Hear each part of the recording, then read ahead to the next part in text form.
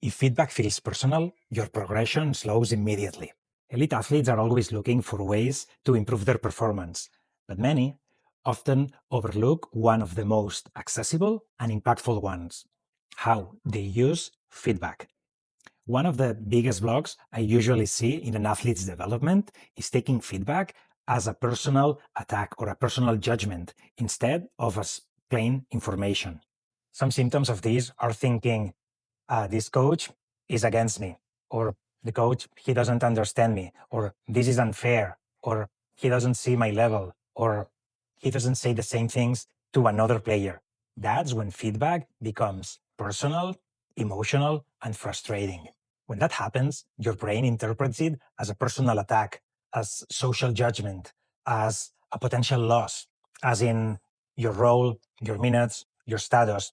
And it doesn't just hear the message, it assigns meaning instantly. And you think, I'm not good enough, or I'm behind the level, or the coach won't trust me. That causes your brain to perceive risk and threat, which automatically turns on protection mode on your nervous system. And when that happens, you react with defensiveness, with justification, with frustration, or shut down. So, before you even choose how to respond, your system is already trying to protect you from threat. Your response to feedback starts in your nervous system, not in your mindset. So the solution isn't mindset first. It's learning how to respond differently at the root. So I'm going to give you an easy 3-step technique to better handle feedback. I call it the SEA of feedback, SEA: separate, extract, apply. Separate the information from the noise.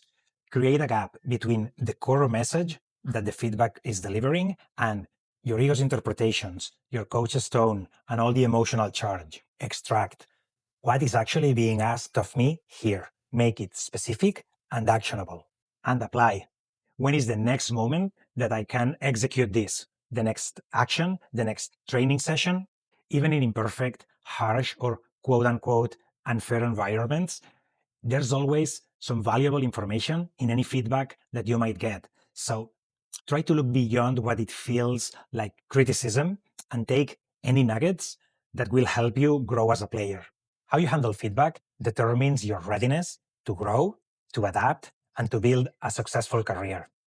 If you find feedback difficult, it's not because of feedback itself or because it lands too harsh. It's because you make it too personal. And think that the players that grow fastest, they don't do that because they just love feedback, but because they have the ability to stay calm, neutral, and grounded enough so they can use it.